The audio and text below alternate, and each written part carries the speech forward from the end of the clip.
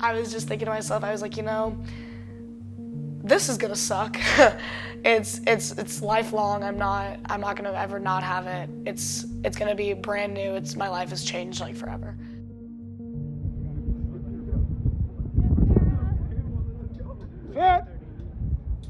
I want to say around like track season-ish. We would do the workouts and I just couldn't do them. I couldn't perform them. She and I used to watch TV together at night, and we'd sit here in the living room, and she had a jug of water that she would fill up, and she would drink it, guzzle it. Well, it started in late February 2020, right before the pandemic. Courtney, just like she always had, was going through track practices. We had gone to a couple of meets, and she just wasn't right. Every time I Googled her symptoms, diabetes came up. She was complaining a little bit about being thirsty, cramping up a lot, things just weren't right. I had run my 100 hurdles, and I just, it was awful. It was just bad. My steps and my time was just not, it was awful. And so then Coach Styron was like, listen, you're not running again until I see a clean blood test because something's definitely wrong. March 5th came, and so I had been to the doctor twice. And I got a call from the nurse practitioner. She goes, Jay, I don't want you to freak out or anything, but Courtney's blood sugar levels are extremely high. It could be a false positive. Likely it's not. You need to go get her right now up at the Sanger meet and bring her to Cook's Children down in Fort Worth. And then my dad calls me and he's like, you know, your blood test's back. And I'm like, oh my gosh, what's wrong with me? What's wrong? And I was so excited that finally I was gonna hear what was wrong. And he was like, well, we have to go to the hospital to run some more tests. And she was, in the hospital bed, in a gown. And at this point, this is when I'm scared. I'm like, what is going on? I'm literally being admitted into the hospital right now, so it's not just something they're gonna give me and I'm gonna leave, I'm staying here. So I was like, what is going on? And the doctor comes in and he's talking or whatever, he's talking to me.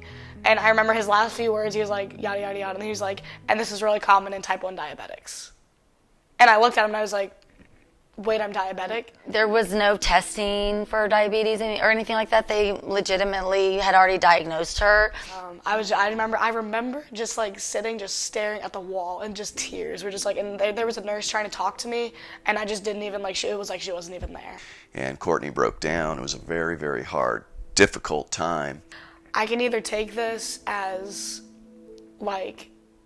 something horrible that happened to me and I'm a victim, or I can take it and I can be a better person because of it. I knew that there was a reason. I was like, this didn't just happen to me. There's something coming. There's something bigger coming. So this is a bag that my friend Bella got me because she's type 1, and she has the same one because they kind of told me in the hospital, you kind of have to have a go bag with everything in it, something to make it easier just to grab and go. So this is mine. So this is my meter. These are called test strips, which is what the blood goes into. Just like that. I typically use my ring or middle finger just because they're the easiest. Pull this back, here, click, and that means it's ready.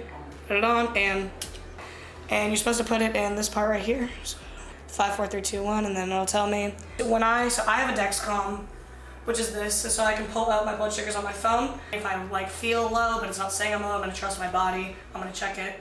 It's my bag. So then summer happened, and then came senior year, and at this point, I was doing a lot better. Then track season came, and of course, I was just a nervous wreck.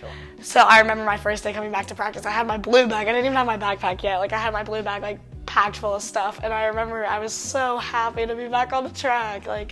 It's like my home. And so it was our first day of 300 practice, and I got on my blocks, and I was just so scared. It wasn't even a full, I was just so scared to get back out there and run, and it felt strangely good. I got back down to my normal times, and so senior year, Argyle, it's crazy. I started running better times, and a new PR, a personal record, a best. I think it was 49.2, and that for me was so heartwarming and fulfilling because it's wow, 1 year ago today I was in a hospital bed. Having the unknown become known was something extremely helpful for her progress afterwards. And then at that point, after I realized, I was like, wow, I still have this, I have more in me, I have more left. Like, that's when the goal was the record. And once the district track meet started, like, that's when it got important.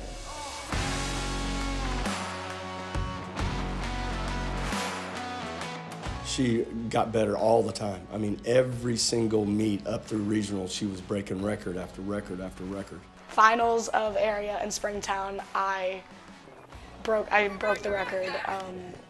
Oh God, I just remember like, because I was so far out and like on the home stretch, I couldn't help myself. I kept looking at the board because it had the time on it, but I just knew, I was like, I can't look. And I was just running, and I remember I was going so fast. I was flying. Her senior year, she was getting better and better, so she was breaking records every single week. This is district, and I've been PRing every meet. Ran a 49.2, and I got a 46.3. I can't believe I have PR'd every meet. Yeah. That doesn't happen. And I got a 46.06. But I beat the school record again, which was my old best time. I'm coming for those 45s in Austin. I gotta get it. So. Qualifying for state in 4A is an unbelievable accomplishment. Well, her attitude's always been the same. Ever since she's been a freshman, she's been a go-getter. I cannot believe I just did that. She's a beast. She's a beast. You too. I knew it was either now or never. Like I just can't believe it. I feel like I'm dreaming. It's crazy. It was a goal for me, something that I didn't ever think I could do. Even when I was a freshman, I was like, wow, that's so far away. Like, I don't know if I'll ever get there. And then after that happened, after I got diagnosed, I didn't ever think I was gonna get there. And then after it finally happened, I was like, no one's ever gonna take that away from me like I did that. And I came back from that.